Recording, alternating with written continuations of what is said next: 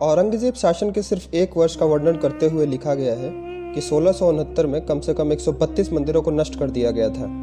उसने कुल मिलाकर 50 से अधिक वर्षों तक शासन किया और आप अंदाजा लगा सकते हैं कि हाल क्या रहा होगा। टीपू सुल्तान ने त्रावणकोर, जो कि केरला में स्थित है, के खिलाफ अपने युद्ध में 10,000 हिंदुओं और ईसाइयों को मार डाला था और उनमें से 7,000 को गुलाम बना लिया था। गुलामों को श्रीरंगपट्टनम ले जाया गया, जहां उनका खतना किया गया, गोमांस खाने के लिए मजबूर किया गया और इस्लाम में परिवर्तित कर दिया गया। टीपू सुल्तान ने 70,000 कुर्गियों, एक प्रकार की जाति जो आज के कर्नाटका में रहती थी, को बलपूर्वक इस्लाम में परिवर्तित कर दिया था। मोहम्मद बिन कासिम के भारत के पहले सफल आक्रमण, जो कि साल 700 में सिंध पाकिस्तान के क्षेत्र में हुआ, मंदिरों को ध्वस्त कर दिया गया। एक सामान्य नरसंहार 3 दिनों तक चला और कैदियों को बंदी बना लिया गया।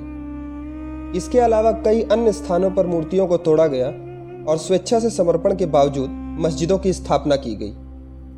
मुल्तान इलाके में हथियार उठाने वाले सक्षम सभी हिंदू पुरुषों का नरसंहार किया गया।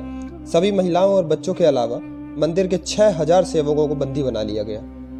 एक आधुनिक इतिहासकार के अनुसार उत्तरी भारत में महमूद गजनबी के बार बार हमलों ने इसकी आबादी को लगभग 20 लाख से कम कर दिया था, क्योंकि या तो वह उन्हें मार दिया करते थे या दास के रूप में साथ ले जाया करते थे।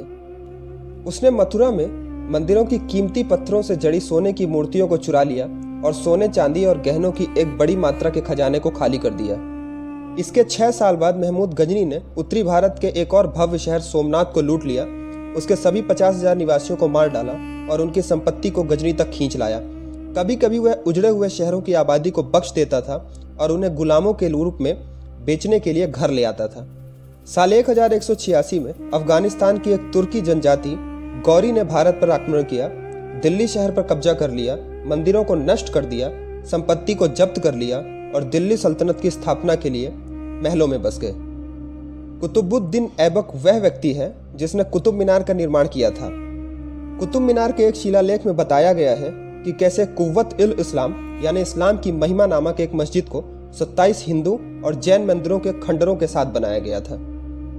सुल्तान घियासुद्दीन बलबान ने विद्रोहियों को हाथियों के पैरों के नीचे फेंक दिया या उनकी खाल निकालकर उन्हें पुआल से भरकर दिल्ली के द्वार पर लटका दिया। इसके अलावा तुगलक ने इतने सारे हिंदुओं को मार डाला कि एक मुस्लिम इतिहासकार के शब्दों में उसके शाही मंडप और उसके सिविल कोर्ट के सामने लगातार लाशों का ढेर लगा रहता था। स्वीपर और जल्लाद लाश फेंकते फेंकते थक जाते थे। नादिर शाह ने अकेले दिल्ली में मारे गए हिंदुओं की खोपड़ियों का पहाड़ बनाया और बाबर ने 1527 में राणा संगा को पराजित करने पर हिंदू खोपड़ियों की मीनारें खड़ी की और बाद में चंदेरी के किले पर कब्जा किया। 1568 में चित्तौड़गढ़ पर कब्जा करने के बाद अकबर ने 30,000 राजपूतों के नरसंहार का आदेश दिया। बहमनी सुल्तानों का हर साल कम से कम 1 लाख हिंदुओं को मारने का वार्षिक एजेंडा था। लगभग साल 1300 में एक मध्यकालीन मुस्लिम इतिहासकार के अनुसार सुल्तान सिकंदर के शासनकाल में सुल्तान ने एक रिट जारी की। कश्मीर में मुसलमानों के अलावा किसी अन्य के निवास पर प्रतिबंध लगाया और किसी को माथे पर तिलक, जैसे कि हिंदू द्वारा पहना जाता है, न लगाने का आदेश दिया। उसने सभी सोने और चांदी की मूर्तियों को तोड़ने और पिघलाने पर जोर दिया और धातु को पैसे में बदल दिया।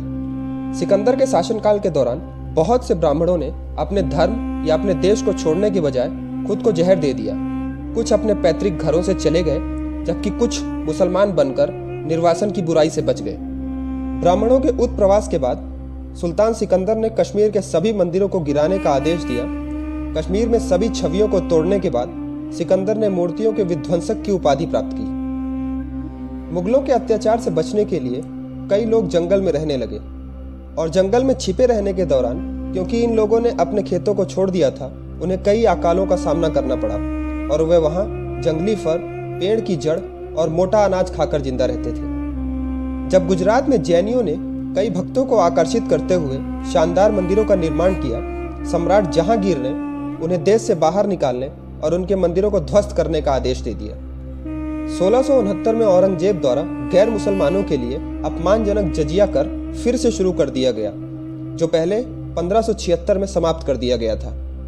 सभी क्षेत्रों के हिंदुओं की एक बड़ी भीड़ दिल्ली में जमा हुई और शाही महल के बाहर इस कर के विरोध में प्रदर्शन करने लगी। औरंगजेब ने उन पर अपने हाथी और घोड़े चलवा दिए। हिंदुओं को गैर मुसलमान होने के लिए जजिया और चुनावी कर देना पड़ता था। लेकिन मुख्य आर्थिक बोझ खराज, जो कि एक भूमि कर था। अलाउद्दीन खिलजी के 1296 से 1316 के शासनकाल के दौरान किसान सरकार के बंधुआ गुलाम बन गए थे, क्योंकि उपज का 50 से 75% तक करों में ले लिया जाता था। गुजरात में शाहजहां के शासनकाल में किसानों को लगभग 1629 में उपज का 3/4 भाग देना पड़ता था। पूर्व इस्लामिक भारत 427 से 1197 साल के बीच भारत का शिक्षा, साहित्य, विज्ञान और चिकित्सा उच्च स्तर का था, और भारत में नालंदा, तक्षशिला, कांची, विक्रमशिला, जगदला और औधंतापुर में शिक्षा के प्रसिद्ध केंद्रों की स्थापना की। आज के बिहार में शिक्षा के तत्कालीन बौद्ध केंद्र में स्थित नालंदा विश्वविद्यालय छात्रों के लिए छात्रावास के साथ दुनिया के पहले आवासीय विश्वविद्यालय में से एक था। अपने सुनहरे दिनों में इसमें 10,000 से अधिक छात्र और 2,000 शिक्षकों को शामिल किया गया था। इसमें एक विशाल 9 मंजिला पुस्तकालय था, जहां ग्रंथों की सावधानीपूर्वक प्रतियां तैयार की जाती थीं और संरक्षित की जाती थीं। नालंदा अपने समय का सबसे वैश्विक विश्वविद्यालय भी था, जो कोरिया, जापान, चीन, तिब्बत, इंडोनेशिया, फ्रांस और तुर्की के विद्यार्थियों और विद्वानों को आकर्षित करता था। साल 1197 में बख्तियार खिलजी ने विश्वविद्यालयों को नष्ट कर दिया, इसके सभी भिक्षुओं और शिक्षकों का वध कर दिया और इसके अत्याधुनिक समृद्ध पुस्तकालय 9 मिलियन पांडुलिपियों को जला दिया, जो कई हफ्तों तक जलती रहीं। भारत की मुस्लिम विजय से पहले बगदाद के कई मुस्लिम छात्र विशेष रूप से चिकित्सा का अध्ययन करने के लिए तक्षशिला विश्वविद्यालय आए थे। इन सभी प्रतिष्ठित विश्वविद्यालयों को मुसलमान आक्रमणकारियों और शासकों ने नष्ट कर दिया। भारत पर मुस्लिम कब्जे के बाद उनका अस्तित्व समाप्त हो गया। मध्यकालीन इस्लामिक इतिहासकार अल-बुरूनी ने भारत में विज्ञान और शिक्षा पर इस्लामिक आक्रमणों के प्रभाव पर कहा कि हिंदू विज्ञान और शिक्षा मुस्लिम कब्जे वाले क्षेत्रों से बहुत दूर चली गई थी। अकबर के अपेक्षाकृत उदार और अच्छे शासन के दौरान हिंदुओं ने हजारों मंदिरों का पुनर्निर्माण किया।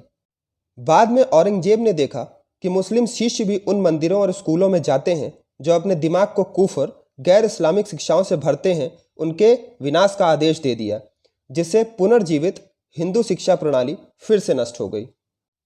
कई मुस्लिम शासकों ने जानबूझकर किसानों को कुचलने की नीति का पालन किया, ताकि आबादी प्रतिरोध या विरोध करने के लिए बहुत कमजोर हो जाए, और हिंदू किसानों को अपनी उपज का 50 से 75% कर के रूप में शासकों को देना पड़ता था। यह कर इतना अधिक था कि मात्र एक असफल फसल अकाल का रूप ले लेती थी। भारत ने मुस्लिम शासन के तहत अकाल की एक श्रृंखला और भयानक मृत्यु दर का अनुभव किया।